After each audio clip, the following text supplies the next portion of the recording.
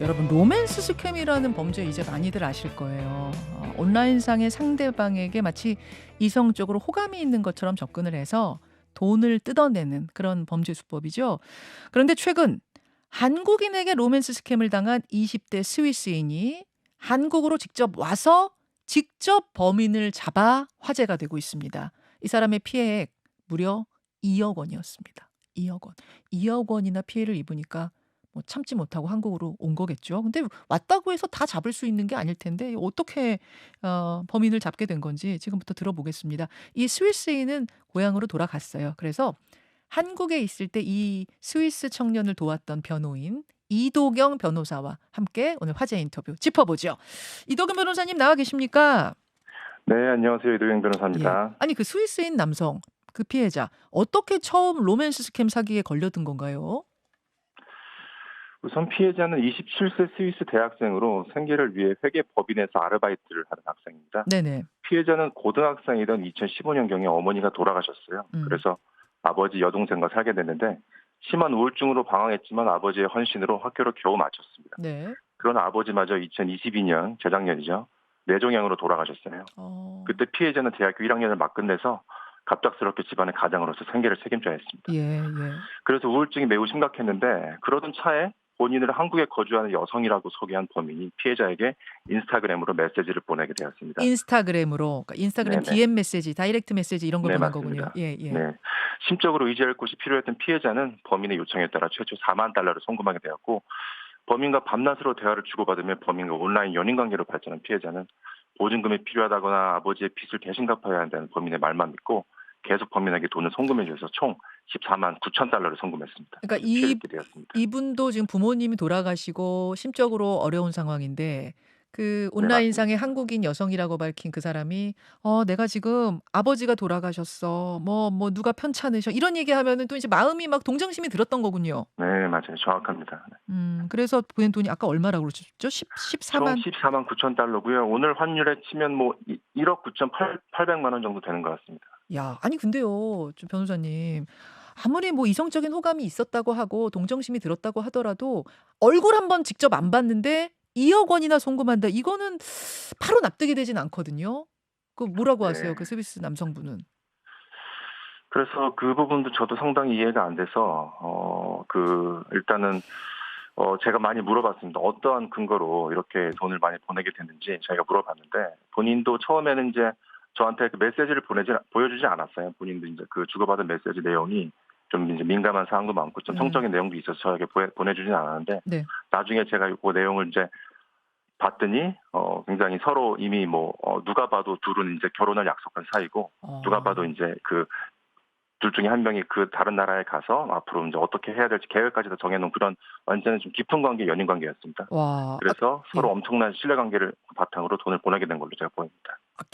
결혼까지 약속을 한 사이가 된 거예요, 이미.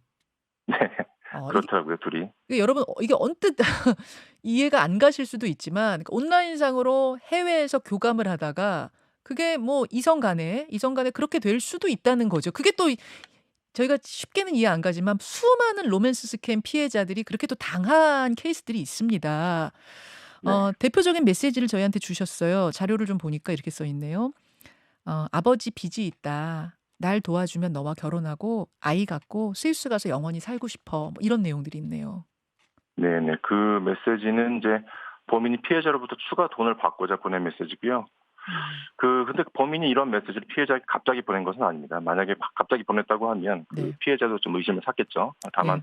범인은 밤낮으로 피해자에게 친밀하고 이제 동정심을 불러일으키는 메시지를 보내서 음. 피해자로 하여금 범인이 현재 경제적으로 몹시 어려운 상황에 처해 있다는 인식을 차차 심어주었습니다. 음. 그리고 피해자가 계속 돈을 요구하는 범인에 대해서 이상한 생각을 갖게 되면 범인은 갑자기 피해자에게 모든 것을 솔직하게 말한다고 하면서 그렇게 발송한 메시지로 보입니다.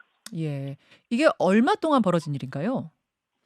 총 대화 기간은 2023년 12월 27일부터 그 2024년 2월 15일까지니까 약 2개월 동안 발생한 일입니다. 2 개월 동안이요? 네네. 생각보다 기간이 너무 짧은데요? 아, 그렇죠. 예. 근데 굉장히 둘 사이가 급속도로 가까워진 게 그때 그 피해자가 심적으로 상당히 나약한 상태였기 때문에 굉장히 쉽게 의지하고 또 한 번 의지했으면 본인이 스스로를 속여가면서까지 이 사람이 절대 범인일 리가 없다라고 판단을 하고 정말 깊이 파고든 것으로 보입니다. 우리가 이제 멘탈이 흔들릴 때, 멘탈이 약할 때가 있다 이런 말들 흔히들 하는데 정신적으로 굉장히 취약한 상태였다는 걸 여러분 감안하고 이 사건을 봐야 될 것 같습니다. 네, 근데 저도 그랬습니다. 그렇죠. 대학생인데 이렇게 큰 돈은 어디서 났었을까요? 그게 안타까운 일인데요. 아버지가 돌아가셨을 때 네. 그 사망보험금으로 한 50만 달러, 즉 한 6억 5천만 원 정도 되는 돈을 받았습니다. 근데 그 돈을 본인과 여자 동생이 나눠서 갖고 있었는데 그 피해 금액은 거기서 나온 금액입니다. 전부가 부모님 다 돌아가시고 나서 사망 보험금 나온 맞습니다. 거여서 그럴 수 있겠네요. 네, 자, 네, 그러다가 내가 당했구나. 이상하네라고 느낀 건 어떤 계기로 느낀 건가요? 그 피해자가 저한테 최초 상담 이메일을 보낸 날짜가 2024년 1월 30일인데요. 그 내용을 보면 본인은 그 사기를 입은 것 같다. 왜 그러냐면 그 상대방의 보증금이 필요하다고 하면서 금액을 요청하더니 그 금액도 계속 바뀌고 또 그 돈이 필요한 이유까지 계속 바뀐다. 조금 이상하다라고 이런 내용이 있거든요.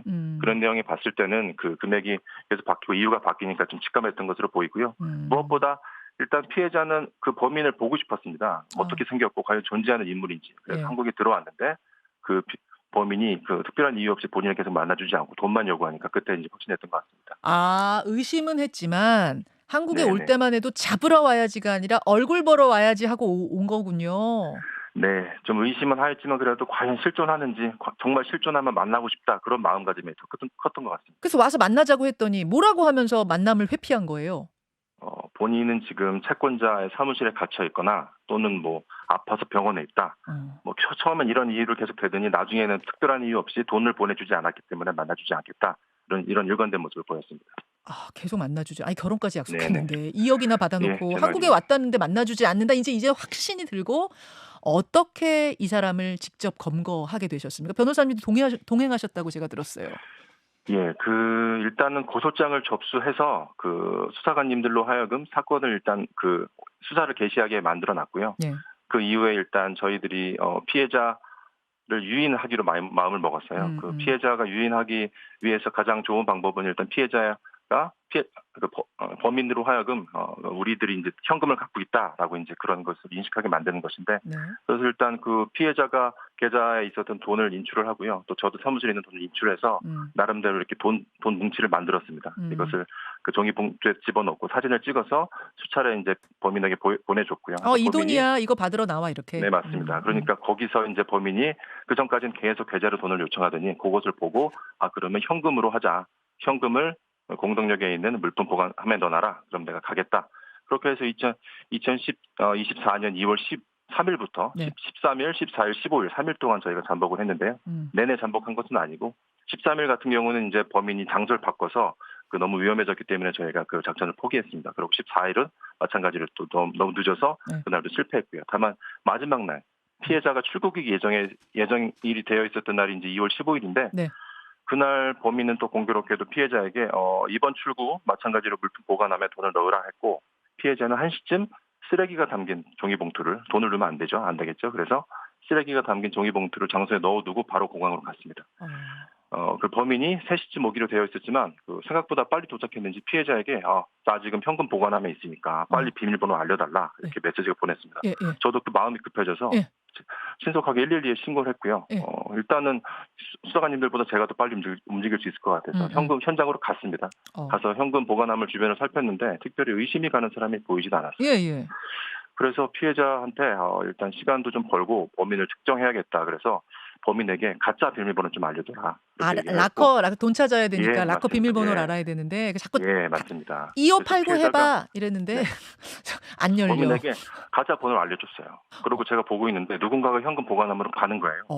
그 앞에 이틀 동안 나타나지 않다가 마지막 날에 나타나서 저도 혹시 저 사람일까라고 이제 생각을 하였는데 아직까지도 경찰관이 오지 않아서 어. 제가 계속 발만 동동 구르고 있었죠. 근데 그 사람이 제가 앉아있던 커피숍으로 들어오는 거예요. 어, 하더니 어. 제 옆에 앉는 거예요. 어머. 그래서 이제 저는 제 심장 소리가 들릴까 봐 조마조마하고 있는데 네. 피해자가 저에게 또 메시지를 보내길 범인이 지금 화가 났다. 어. 가짜 비밀번호 받고 이제는 진짜 알려줘야 될 것 같다. 어. 그렇지 않으면 범인이 눈치채고 현장 이탈할 것 같다. 예, 그래서 저는 수사관이 오기 전에 그럼 빨리 비밀번호 알려줘라.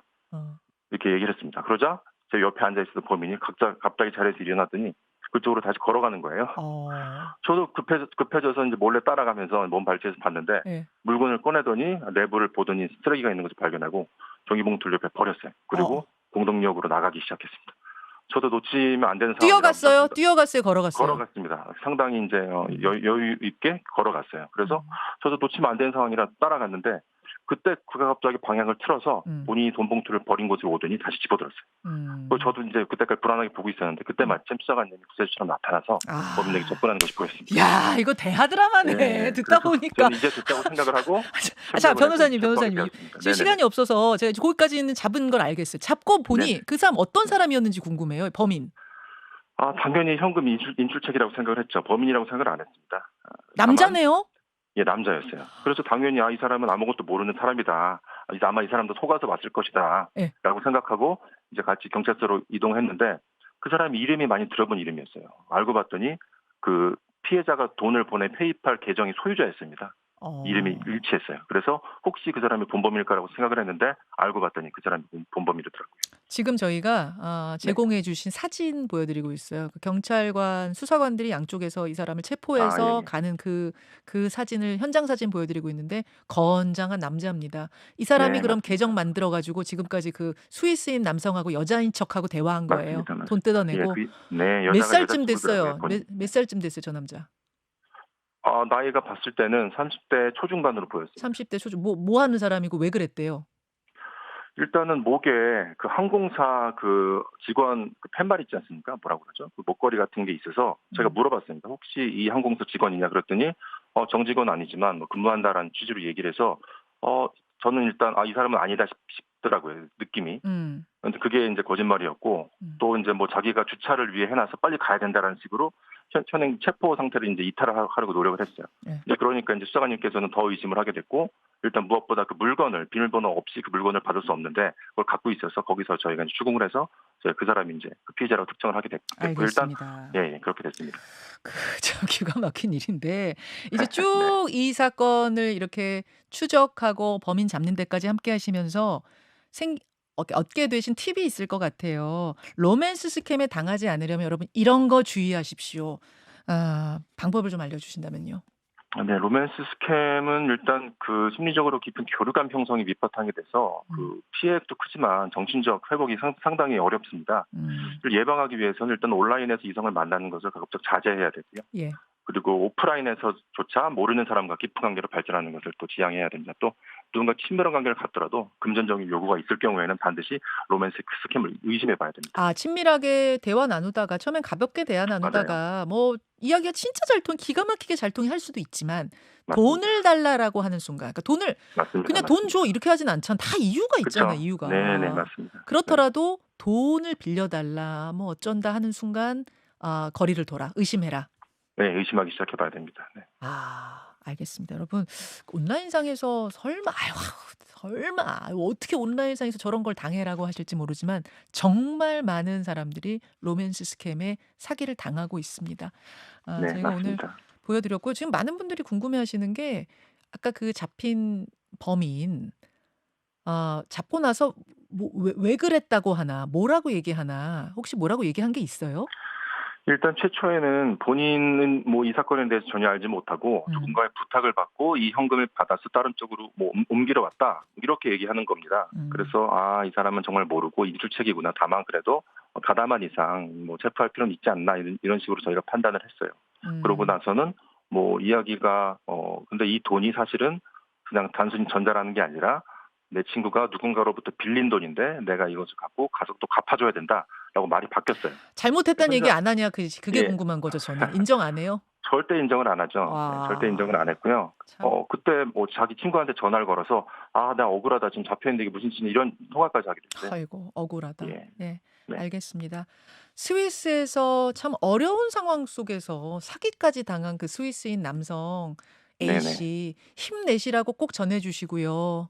네네. 예 정말 고생하셔 감사합니다. 변호사님도 고생하셨고 그분도 고생하셨습니다. 네. 아직 피해가 회복이 안 돼서 일단 피해 회복에 일단 그 만전을 기울이고 있습니다. 예. 오늘 인터뷰 고맙습니다. 네. 감사합니다. 이도경 변호사였습니다.